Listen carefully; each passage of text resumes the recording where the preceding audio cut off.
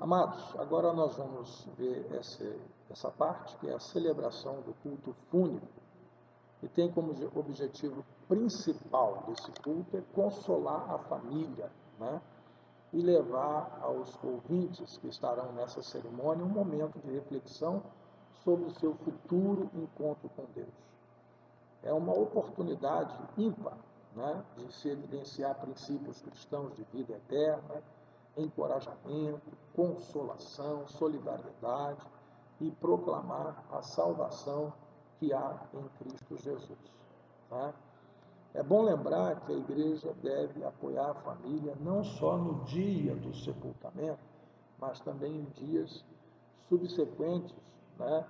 E através de telefonemas, visita, uma ajuda material, se necessário for.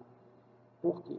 Porque muitas vezes se realiza a cerimônia e depois não se tem um acompanhamento daquela família que está vivendo um momento muito difícil, por estar enlutada pela perda de um ente querido, muitas vezes alguém que fará assim, uma diferença tremenda, a sua falta será muito sentida no seio da família. Né? E alguns cuidados, né, devem ser tomados em relação a esse momento que é realizado o culto fúnebre. O culto fúnebre é um dos momentos que são assim muito delicados, sabe? Porque perder um ente querido é uma situação muito constrangedora, entristecedora na vida de uma família. E nós sabemos que nós devemos buscar conhecimento de Deus e uma palavra de Deus, né, para abençoar a vida desses que estão envolvidos nessa perda. O local e o horário devem ser comunicados pelos familiares logo que se tenha esta informação. Né? E para quê? Para que toda a igreja fique sabendo. Hoje tem uma facilidade muito grande, porque antigamente dependia de ligar para um, que ligasse para o outro, né? Hoje a igreja está interligada pelo Facebook, pelo Zap, pelos grupos, então tem que se publicar uma foto da pessoa falecida, o local preciso e o horário, né, onde será realizada a cerimônia de sepultamento, e colocado isso nos grupos do Zap e do Facebook, que aí toda a igreja vai tomar conhecimento. O celebrante deve chegar em horário bem antecipado, né, visto que no cemitério a cerimônia, né, deve ser realizada meia hora antes do sepultamento.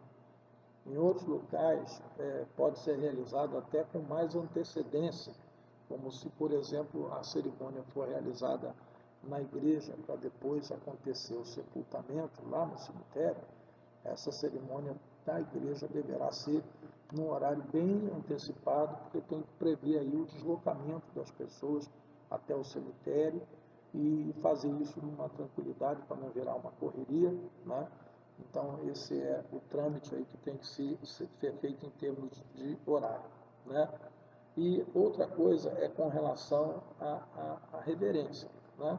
Eu tenho visto, às vezes, alguns sepultamentos, local, pessoas rindo, contando piada, brincando. Isso não é um momento, né, para fazer isso. O celebrante deverá dirigir-se imediatamente à família quando chegar ao local, cumprimentar as pessoas diretamente envolvidas, né, tipo pai, mãe, esposa, filho, filha, né, para que dê uma palavra de consolo, né, diretamente a essas pessoas, e assim que perceber que está meia hora antes do sepultamento, da hora marcada, pedir que as pessoas se reúnam para vir a dar uma palavra, né, de consolo, para orar, para realizar a cerimônia de sepultamento. Se houver ali pessoas, né, que são membros da família, pastores, né, líderes de outras igrejas, é bom que seja identificado antes de começar a cerimônia, perguntar, tem algum pastor, tem alguém que é líder de uma outra igreja, para se dar a oportunidade de dar uma palavra, né, ou convidar para fazer uma oração pela família, enfim, isso deve ser feito antes da cerimônia. Né? Outra coisa que se orienta é que se deve tratar né, a pessoa que faleceu com decência, né, evitar fazer determinadas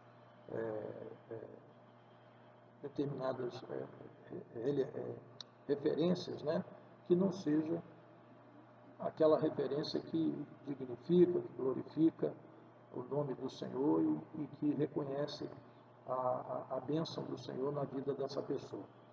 Quando a cerimônia for feita com alguém que faleceu, e a pedido da família que é cristã, mas a pessoa falecida não é, né, não pertencia à igreja nenhuma, evita-se ficar fazendo qualquer referência ao morto, né, ao falecido, e procura focar na família, né, no conceito bíblico de salvação, de bênção de Deus na família, de consolo, de edificação, porque se você for fazer referência ao morto, vai começar a ficar difícil. Às vezes uma pessoa que não dava bom testemunho, e aí você acaba trazendo uma palavra que ao invés de edificar, consolar, vai entristecer ainda mais o coração das pessoas. Tá? Se houver algum hino a ser cantado, porque muitas vezes se quer cantar um hino que a pessoa que faleceu gostava muito daquele hino e tal, tem que ver com relação à letra, né, ao conteúdo desse hino, para que não venha a ser um hino totalmente desconecto, né, em relação ao momento de tristeza, de angústia, de separação, de saudade, de dor, né, que está acontecendo em relação à família. Né? Eu, particularmente, eu vejo da seguinte maneira: a Bíblia diz, se está alguém entre vós alegre, cante louvores. Né? Se está alguém entre vós triste, faça oração. Eu acho que esse momento do sepultamento não é um momento muito adequado a louvor, né? Embora não se tenha nenhum problema de cantar um hino, não é isso. Mas eu estou falando que é muito mais importante nesse momento a palavra de consolo, de edificação, a oração que vai ser feita pela família, nunca pelo morto, porque ele não precisa mais, né, de estar com o Senhor, do que propriamente cantar-se hinos nesse momento. Muitas vezes as pessoas querem cantar hino em homenagem, né, ao morto, mas ali no caso ele não é o centro dessa cerimônia, e sim a família enlutada que nós estamos querendo abraçar e abençoar nesse momento difícil que eles estão passando. Né? Com relação à cerimônia em si, né, nós já falamos sobre esses detalhes, mas eu quero passar agora um detalhe muito importante para você, líder, que vai estar assistindo a família num momento difícil como esse. A orientação que vem antes, né? Por exemplo, a pessoa comunicou que um membro da sua família veio a falecer. E aí, normalmente, o que acontece? Nunca é uma hora, né, muito esperada, e muitas vezes vem numa hora muito inesperada. A família pega de surpresa, fica, né, abalada emocionalmente, e aí vai procurar fazer os trâmites, né, para o sepultamento, e vai se deparar com aquela figura mórbida, né, que é o Papa defunto. E esse camarada, inescrupuloso na maioria das vezes, não sempre, mas na maioria das vezes, vai tentar arrancar dinheiro da família que está enlutada, porque não consegue nem raciocinar direito. A última coisa que eles estão pensando nesse momento é em dinheiro. Né? Aí entra a liderança da igreja para ajudar nesse sentido. Né? Então, procurar ter sempre alguém que você já confia, que a igreja confia, tem relacionamento, para indicar para a família procurar, nunca envolvendo nenhuma questão financeira entre a igreja, né, e esse agente funerário, porque realmente não pode haver nenhuma ligação financeira, não deve, tá? Mas simplesmente ajudar essa família a não ser tragada por um inescrupuloso Papa defunto, que vai cobrar às vezes 2, 3 vezes o que vale, né, o serviço funerário, tanto da urna funerária quanto do local onde o sepultamento vai acontecer. Então, por que isso? Eu digo porque as pessoas nesse momento não estão preparadas e precisam que o líder, né, cristão os ajude nesse momento, indicando uma pessoa séria, uma pessoa honesta, uma pessoa que vai respeitar a dor, né, e o momento difícil que a família está atravessando. Por quê? Porque muitos pastores, às vezes, cometem o erro de deixar tudo por conta da família e eles, coitados, vão ser explorados e muitas vezes o pastor só vai ficar sabendo disso depois, né, quando já aconteceu e não tem mais como reverter. Tá? Então, uma coisa também que é muito interessante é que se a igreja puder ajudar na aquisição do local, assim, não estou falando pagar, né, o sepultamento, não é isso. Por exemplo, em alguns cemitérios parque, né, que são cemitérios de boa qualidade, você não pode comprar um espaço, um jazigo parcelado para uso imediato. Não pode. Parcelamento ele só faz quando você o faz e não tem ninguém para sepultar. E aí, dali 1 mês, 2 meses, 3 meses, se acontecer, você sepulta, mesmo que ainda esteja pagando o parcelamento. Então, eu oriento que a igreja tenha sempre um espaço já comprado, né? E aí, o que se faz? Faz uma permuta, procura a família e diz, olha, vocês gostariam de pagar parcelado esse jazigo? Vocês não têm condição de pagar parcelado, porque eles não aceitam lá agora. Mas nós passamos o nosso para vocês, né? E aí vocês compram outro parcelado que ficará em disponibilidade da igreja para ajudar uma outra família quando se fizer necessário. Então, na verdade, a igreja só vai comprar o primeiro, né? Porque o restante vai ser assim um irmão ajudando outro irmão. Né? E, na medida do possível, é bom que a igreja tenha as pessoas já preparadas, sejam diáconos ou pastores, que vão cumprir esse ministério, pessoas que realmente tenham chamado de Deus para fazer isso, para ajudar as famílias enlutadas. Né? No nosso caso, na nossa igreja, a gente tem um ministério que cuida dessa parte, para ajudar as pessoas nesse momento difícil, né, que um dia todos nós vamos atravessar, de ter que sepultar um ente querido, de ter que sepultar alguém que nos é muito precioso, e neste momento a ajuda pastoral, a ajuda da igreja, será uma coisa assim inesquecível. Né? As pessoas nunca vão esquecer naquele momento difícil quem os abraçou, quem ajudou, quem cuidou, quem, sabe, realmente se importou com eles naquela perda, naquele momento difícil que eles estavam atravessando. Com relação aos textos bíblicos, né, há muitos textos bíblicos da palavra de Deus que podem ser usados, né, nesse momento difícil para que se console, edifique, né, e ajude as famílias que estão enlutadas. Mas sempre procurando também uma palavra rápida, concisa, nada de mensagens, né, muito demoradas, e nem tentar, na base do terror, né, de olha, você vai morrer um dia, você tem que, né, e se você morrer sem Cristo e tal, cuidado com essas colocações, porque ao invés de aproximar as pessoas de Deus, pode até ter um efeito contrário. Né? Sempre falando do consolo, da edificação, da bênção, né, de ter Jesus no coração, de poder estar preparado para esse momento. Que Deus abençoe e que, tendo você ou não a experiência de realizar uma cerimônia fúnebre, você esteja preparado para quando isso acontecer. Em nome do Senhor Jesus. Olá, amados. Agora nós vamos conversar um pouquinho sobre a cerimônia de ordenação diaconal, né, que acontece nas igrejas locais, né, que são celebradas pelos pastores. No sentido religioso, né, ordenar significa investir com uma função ou ofício. A imposição de mãos e o ungir com óleo eram partes do ritual da consagração.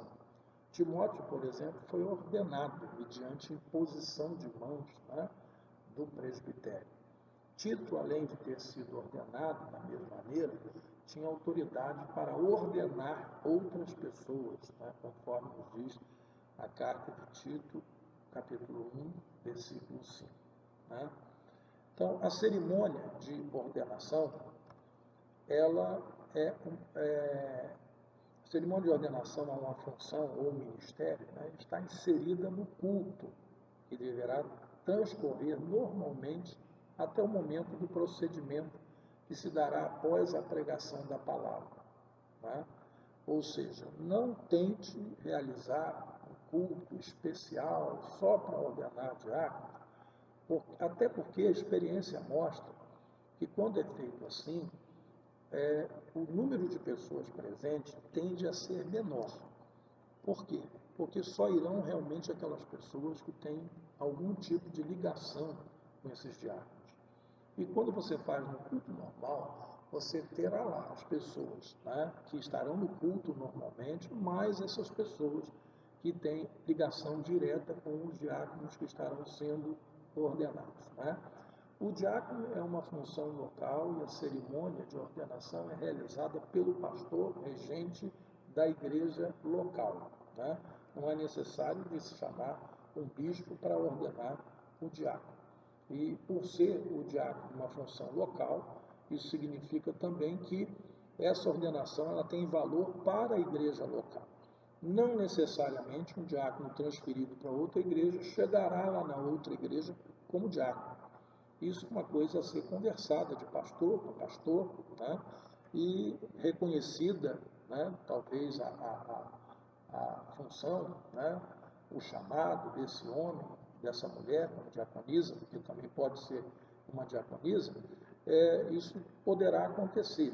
Mas é bom que aconteça à medida que essa congregação, que essa igreja local, reconheça também o chamado, porque, como a Bíblia diz, né, não se pode esconder uma cidade edificada sobre um monte.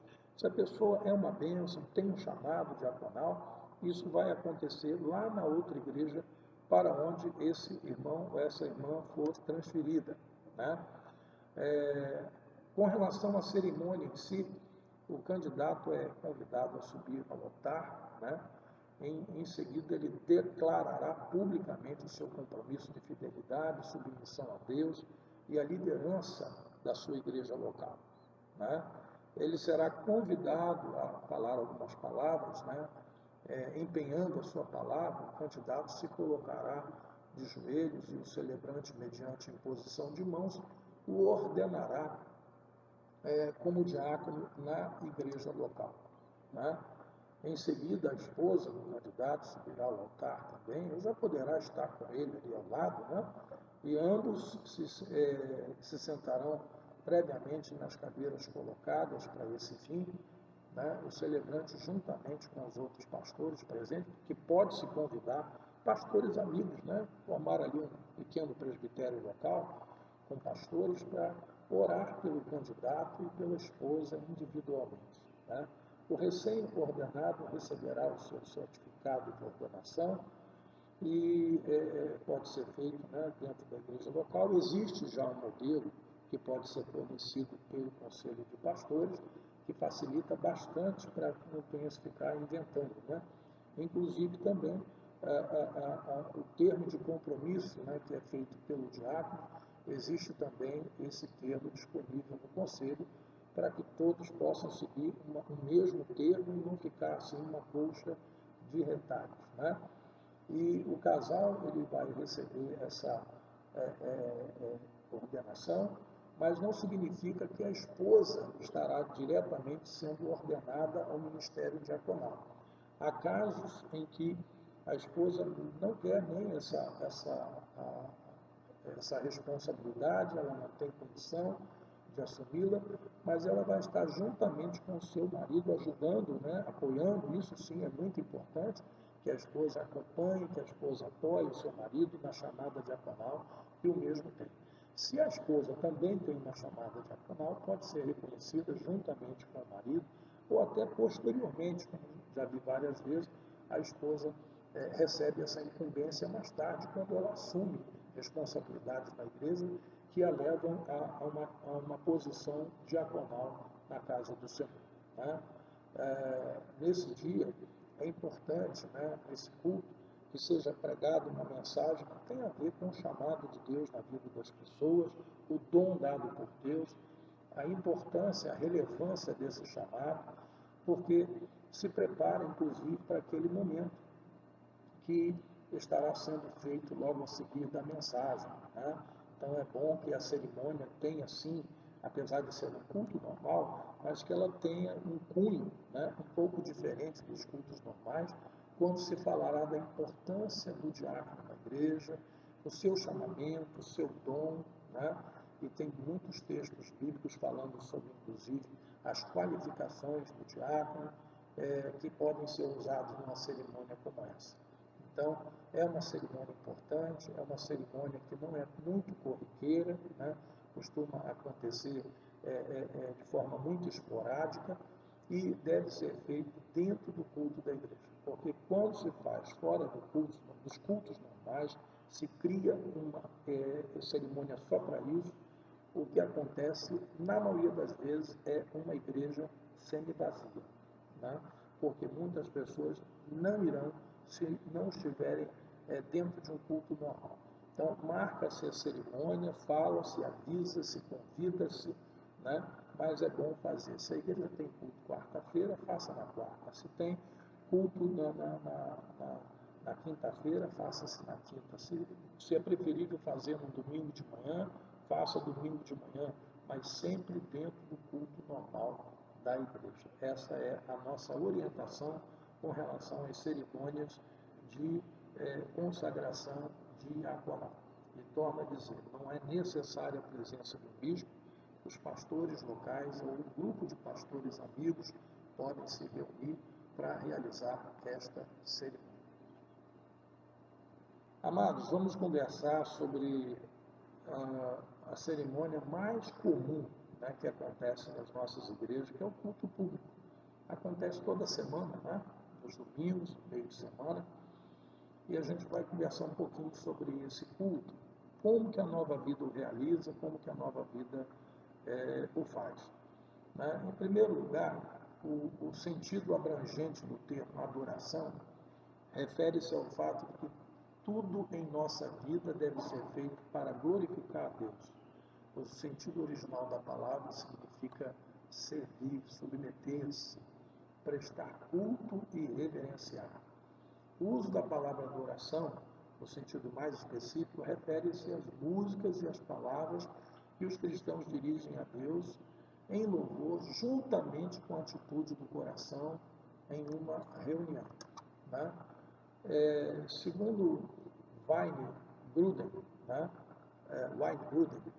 Este sentido da adoração é a atividade de glorificar a Deus em sua presença com a nossa voz e o nosso coração. Porque Deus é digno de adoração e quer ser adorado.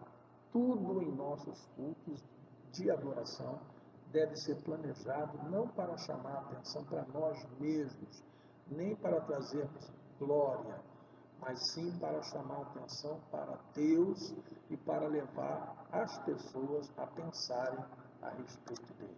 Né? É importante nós lembrarmos que a forma de celebração do culto é algo visível, que identifica a maneira pela qual uma comunidade cristã adora o Senhor e reflete sobre os seus ensinamentos. Cada denominação tem o seu estilo próprio de culto. O que será apresentado no momento é o que se espera da denominação local, ou seja, da Igreja de Nova Vida na sua esfera local. Né? Como que acontece esse culto público? Né? Aliás, a Nova Vida não tem culto de portas fechadas, como algumas igrejas costumam ter. Nossos cultos são sempre públicos e convidamos a todos para participarem dele. A primeira coisa, o culto precisa começar no horário, né? Porque uma igreja que não tem horário para começar os seus cultos, as pessoas vão chegando e, na maioria das vezes, o culto transcorre com a ausência de muita gente que chega no meio ou no final. Então, tem que ter horário para começar. O som e os instrumentos devem estar ajustados antes do culto começar. É muito ruim quando músicos estão testando instrumentos e afinando o som, sendo mexido, quando as pessoas já estão dentro do santuário. Porque a maioria das vezes a pessoa vem de fora, a cabeça, né, cheia de problemas, ela quer ter um momento ali de conscientização, de ler a palavra de Deus um pouquinho, de orar um pouquinho, e o que acontece, aquela barulheira de instrumentos antes do culto não é boa. A saudação no início do culto, na Nova Vida, não é a paz do Senhor, não é graça e paz. Nós costumamos usar aquilo que recebemos do nosso fundador. É bom dia, boa tarde ou boa noite. Né? E aí inicia-se o culto. Pode haver um prelúdio, né, com uma música instrumental suave, ou seja, antes do culto começar, já ter alguém, né, no teclado, suavemente, criando um ambiente, né, de meditação, de oração, de leitura bíblica. Antes ou após o expediente, pode-se haver uma apresentação especial de uma música ou de uma coreografia, ou seja, naquele momento, né, que antecede ali as ofertas, né, que é um momento do expediente, pode-se haver uma apresentação. Alguns cultos duram 1h30 e outros até 2 horas. Aí vai depender do culto. Por exemplo, o culto no meio de semana, né, na quarta-feira à noite ou quinta-feira à noite, esse culto normalmente tem 1h30. Né? Mas os cultos de domingo pela manhã, principalmente domingo pela manhã, aquele culto doméstico, aquele culto dos membros da igreja, costuma ter em torno, né, de 2 horas. São cultos mais densos, né, porque a mensagem é um pouco maior e o expediente também, às vezes, é um pouco maior. O período de louvor também, enfim, aí é um culto diferente, mas normal tem 1h30. Né? Sobre a abertura, geralmente ela dura de 3 a 4 minutos. Né? Ela inicia-se com uma breve oração, né? Pode ser realizada pelo pastor ou o diácono, ou previamente por alguém que vai realizar o período de louvores, o ministro de louvor, que é composto de ler um texto bíblico, normalmente um salmo, e uma oração inicial. Não tem que se ler todo o culto, um salmo, antes de começar o culto, não é isso. Mas pode ser feita uma leitura de um salmo, de um texto bíblico, às vezes que tem a ver com a mensagem que o pastor vai pregar naquela ocasião, e faz-se uma oração e assim inicia-se o culto, né, na igreja de Nova Vida. Louvores. Geralmente dura de 30 a 40 minutos. O ministro de louvor não precisa orar novamente, ou seja, tem ministro de louvor que pega o microfone da mão do pastor ou do diácono que acabou de fazer uma oração e ele vai e começa a falar e ora de novo. Isso não é bom, tá? Tem que se orientar o ministro de louvor que ele recebeu o microfone, ele rapidamente conduz o povo a louvar a Deus. O ministro, né, celebrará o louvor sem falar muito ao público, e é bom lembrar que não é o momento de pregação. Muitos ministros, né, isso é um problema que acontece com certa frequência, né, nas igrejas, eles querem entremear a adoração, o louvor, com palavras, né, palavras de orientação bíblica, palavras de oração. Isso tem que ser orientado que não deve acontecer. O ministro tem que cantar, louvar a Deus. Quando ele der uma palavra, se for, é muito rápida para conduzir as pessoas a adorar a Deus, a louvar a Deus, né? E não transformar o momento de louvor no momento de pregação. Porque aí as pessoas param de louvar a Deus, isso aí já é comprovado, começam a olhar, né, para saber o que o ministro está falando, e aí perde-se completamente aquilo que é o centro daquele momento, que é louvar a Deus. As poucas palavras, né, ditas devem ser para estimular o povo a louvar e aproximá-los da presença de Deus. Deve-se manter uma sequência de ritmos, começando com os mais rápidos e terminando com os ritmos mais suaves. Né? Por que os mais rápidos no início?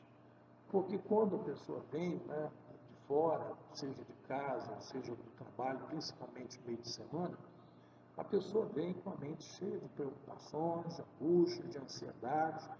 Então, não adianta você tentar introduzir essa pessoa diretamente, né, no Santo dos Santos, que você não vai conseguir.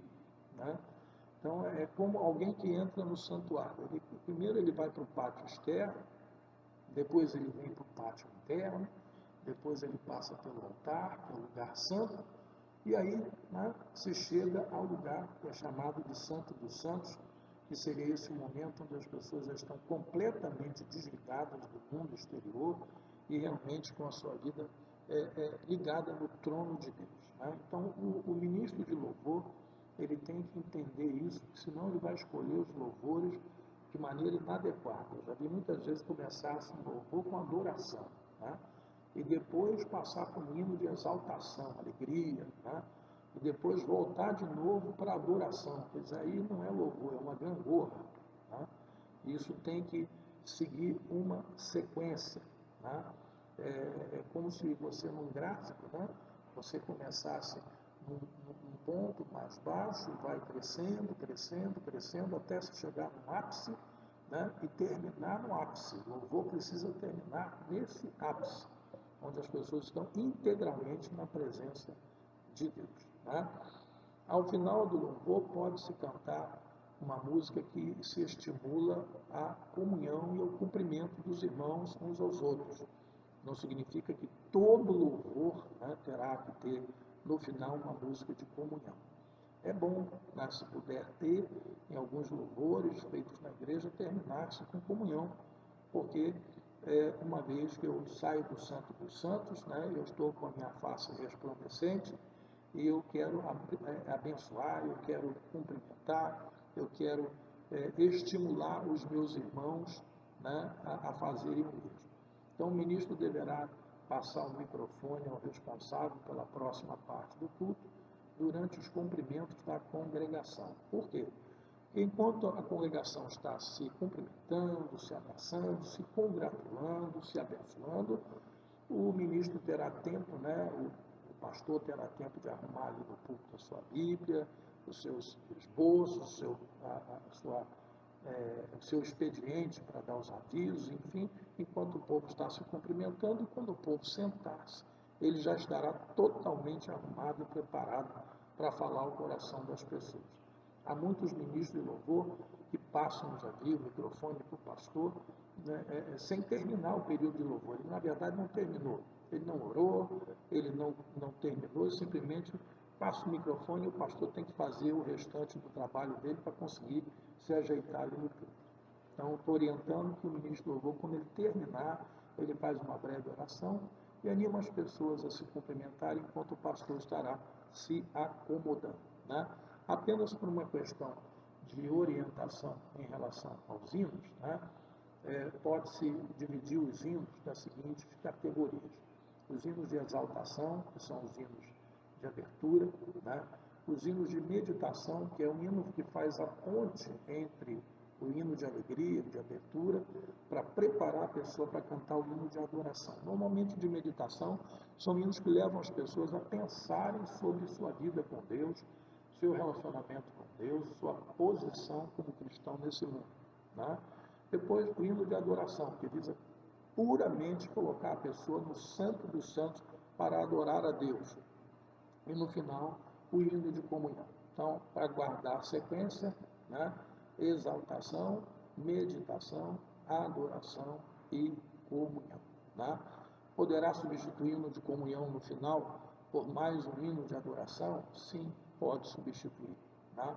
Não é uma coisa fixa e depende também de cada culto, né? Domingo, por exemplo, de manhã, quando você está louvando a Deus com uma congregação de crentes, de pessoas mais maduras, porque os mais maduros procuram ir à igreja domingo de manhã, né?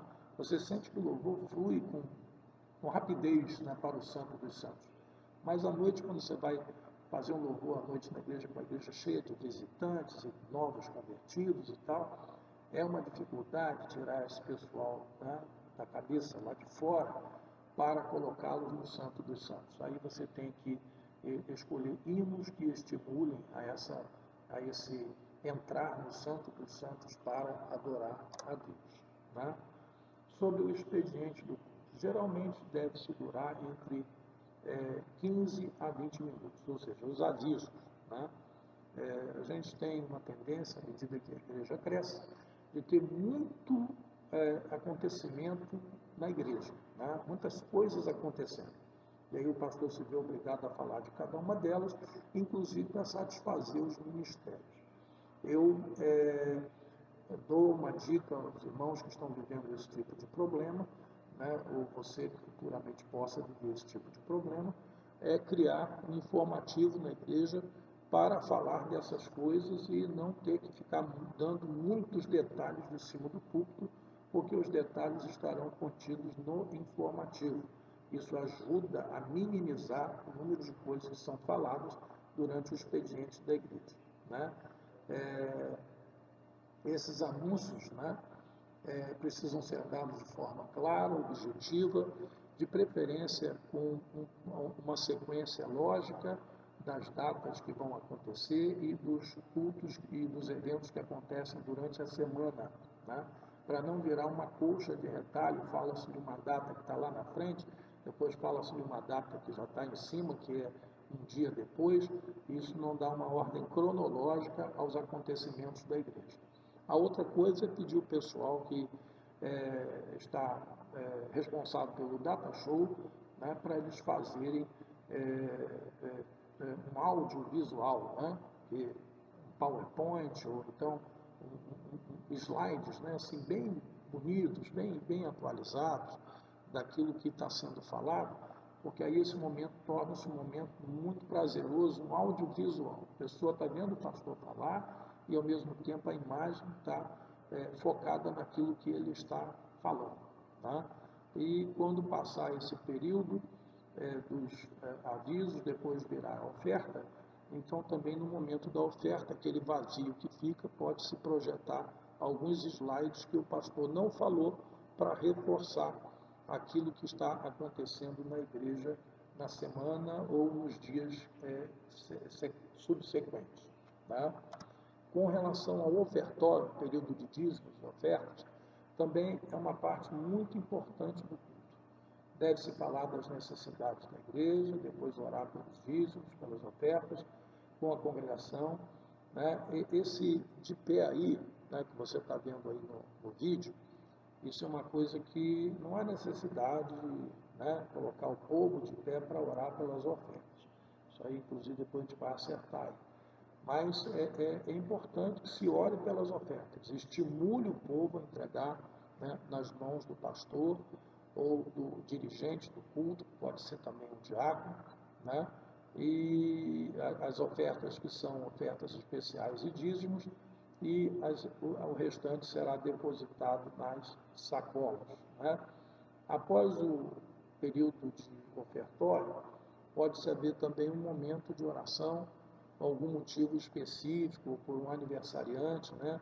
Por exemplo, às vezes alguns cultos nas igrejas são feitos como culto de aniversariantes. Então pode-se chamar os aniversariantes à frente, orar por eles, né? Ou orar por um casal que está aniversariando de casamento, ou pode-se vir aquele momento da consagração e dedicação de crianças ao Senhor, sempre depois, né, do ofertório, antes da ministração da palavra de Deus. Né? Então, vamos recapitular aí sobre a oferta. Né? O pastor fala sobre as necessidades, pode usar textos bíblicos que falam sobre o dizimar e o ofertar, e aí pede-se às pessoas que tragam à frente os envelopes, eles pegam na mão e pede que as pessoas segurem na sua mão a oferta que vai depositar nas sacolas, e aí ele ora com a igreja, por aqueles que estão com a oferta na mão e pelos envelopes que estão na sua mão. Depois, os obreiros, os diáconos vão recolher as ofertas, né, as demais ofertas nas sacolas, e enquanto isso está acontecendo, pode-se estar reproduzindo um hino, um vídeo, né? Enfim, para aquele momento não ficar vazio. Importante o pastor entender que não pode haver momento vazio no culto. Né? Toda espera deve ser transformada em alguma coisa útil. Ou seja, vai recolher as ofertas, alguém está cantando um louvor, ou um vídeo está passando lá no data show, ou avisos estão acontecendo, aqueles que o pastor não teve tempo de dá-los, né? De reuniões, de encontros que vão acontecer durante a semana. Sempre procurando preencher o tempo, né, que é usado para qualquer momento dentro do culto. Sobre a mensagem, né, e a aplicação dessa mensagem. Geralmente, né, a mensagem dura de 35 a 55 minutos, aí vai depender do culto, né, e do dia desse culto. Né? A pregação é o momento, querido, mais importante do culto. Por quê? Porque a palavra de Deus nos diz que a fé vem pelo ouvir. e pelo ouvir de quê? Da palavra de Deus, né? Que traz transformação para a vida das pessoas. A mensagem deve ser bem estruturada, com profundidade bíblica, porém bastante compreensível, contendo breve introdução, o seu desenvolvimento e a sua conclusão, né? A conclusão seria o quê? Moral da história, né? É muito ruim você ouvir uma mensagem e sair da igreja pensando assim, o que o pastor quis dizer com isso, né? Então, a mensagem precisa ter esse período de introdução, que vai falar sobre a importância do assunto que está sendo tratado, o desenvolvimento da mesma, que são os tópicos, né, que compõem o assunto, e a conclusão no final, que é essa moral da história e também a oração e ao levar as pessoas a tomar uma atitude diante do que foi falado, né? Isso é a conclusão da mensagem.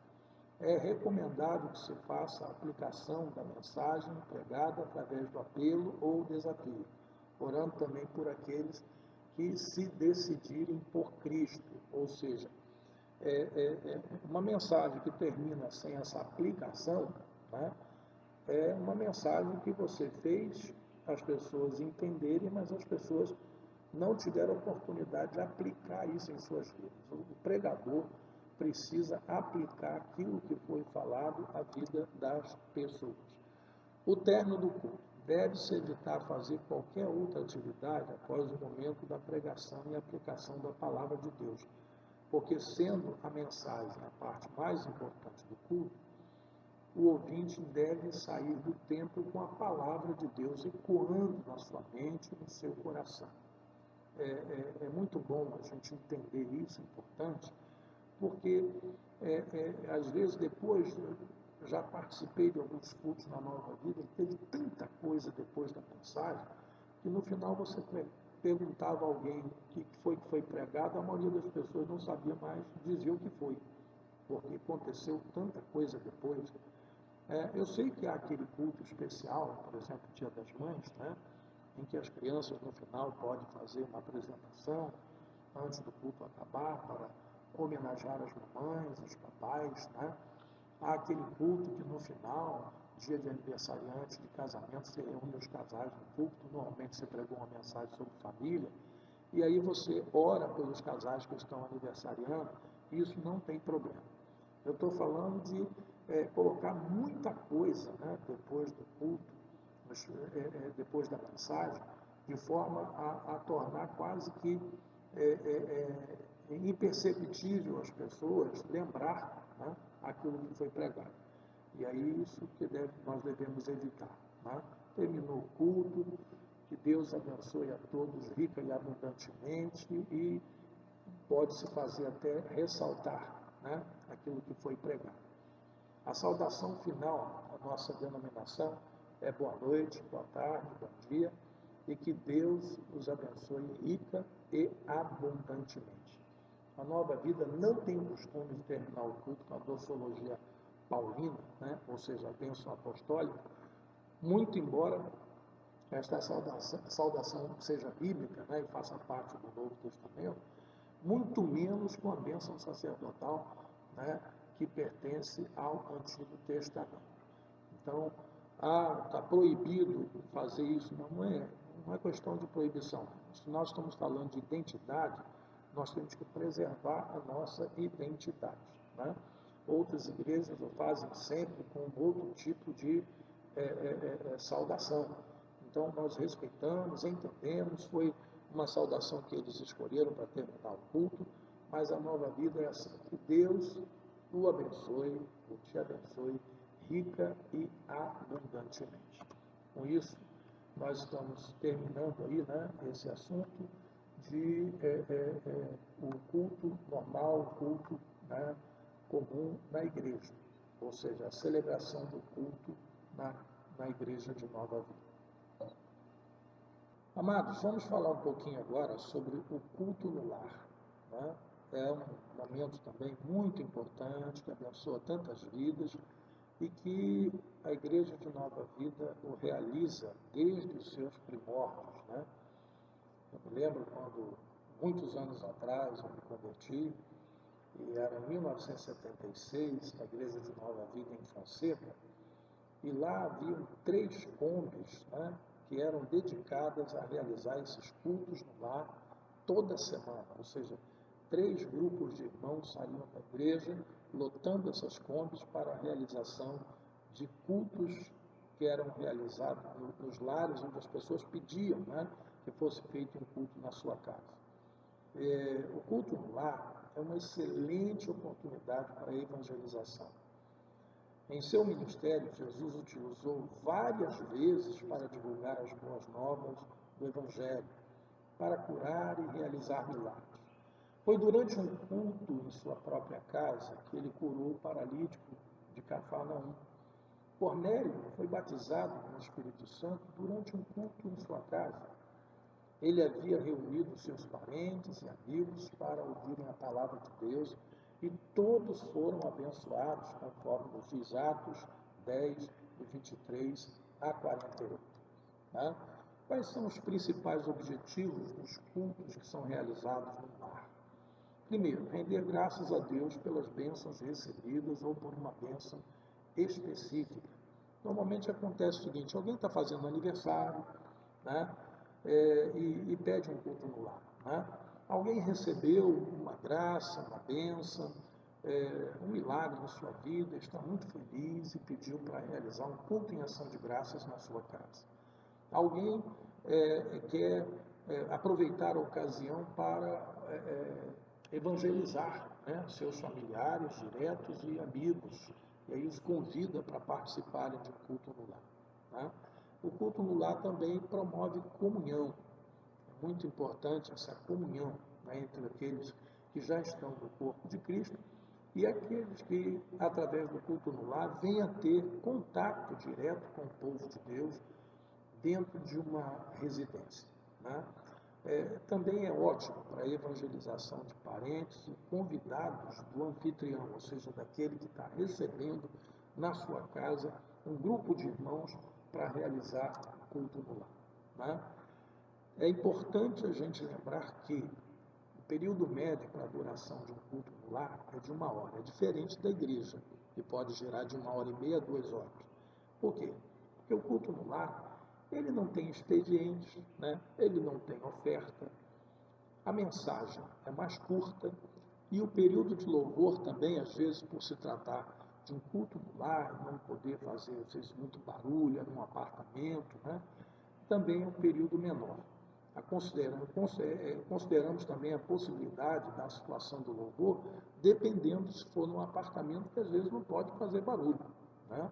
Então, se pede o pessoal para cantar baixinho, se usa um violão, nada de instrumentos elétricos como teclados, né, contrabaixo, guitarra, muito menos bateria, né, dentro de um apartamento. Né? Quando é uma casa e se tem uma liberdade maior, pode-se pensar até mesmo num louvor um pouco maior e usar instrumentos. Mas apartamento, né, realmente está fora de cogitação. Não existe um modelo único para o andamento do culto no lar. Mas, com base na experiência do dia a dia, nós apresentamos a seguinte sugestão. Né? A abertura do culto, 2 minutos. Né? Nessa abertura, vai se iniciar com uma oração, uma leitura de um salmo, expresso um louvor, né, e ações de graça, orando posteriormente após a leitura do salmo. É sempre bom na abertura falar-se do motivo da reunião, daquele culto, da realização daquele culto. Nós estamos aqui na casa do irmão fulano, que pediu, né, que nós realizássemos esse culto porque ele está fazendo aniversário, ou porque foi curado, recebeu uma graça, uma bênção, terminou sua faculdade, né, enfim, tem um motivo de ação de graças que está envolvendo aquele culto, mas isso é coisa muito rápida, não pode durar mais do que 2 minutos. Com relação ao louvor, até 25 minutos, diferente da igreja, né, que pode ir de 30 a 40 minutos. O louvor de 25 minutos, né, os louvores devem ser alegres. Lembre-se o seguinte: vocês estarão com muitos visitantes. Procure cantar no lar corinhos, hinos pequenos. Nada daqueles hinos com aquelas estrofes enormes, com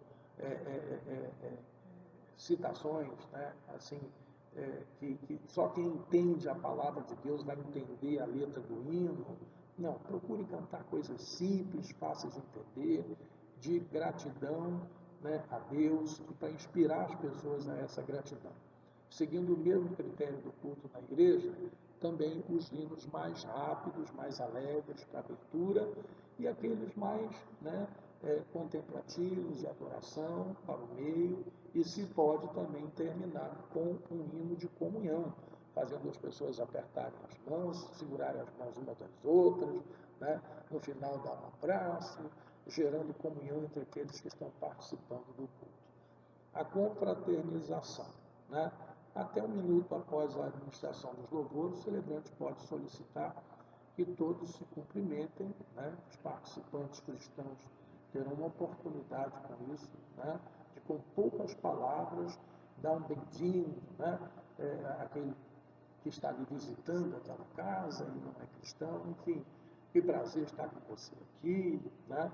E com isso a pessoa já vai estar promovendo uma certa evangelização daqueles que não são cristãos. Com relação ao testemunho, né? Às vezes no culto do lar é muito comum o dono da casa querer dar um testemunho, né? Da bênção que ele recebeu, do momento que ele está vivendo. Esse testemunho tem que ser bem rápido, né? Não pode se transformar num pregamunho, né? Ou seja, numa pregação que virou, um testemunho que virou uma pregação, né? Esse momento ele é opcional, acontecendo apenas se o anfitrião quiser testemunhar a respeito do motivo pelo qual ele está realizando esse culto no lar. A mensagem de 25 minutos, isso no máximo, tá, queridos? No máximo 25 minutos. E é o momento mais importante do culto, porque é aquele momento em que a mensagem vai inspirar as pessoas a crer, né, em Deus, a terem gratidão e esperança pelo Senhor Jesus.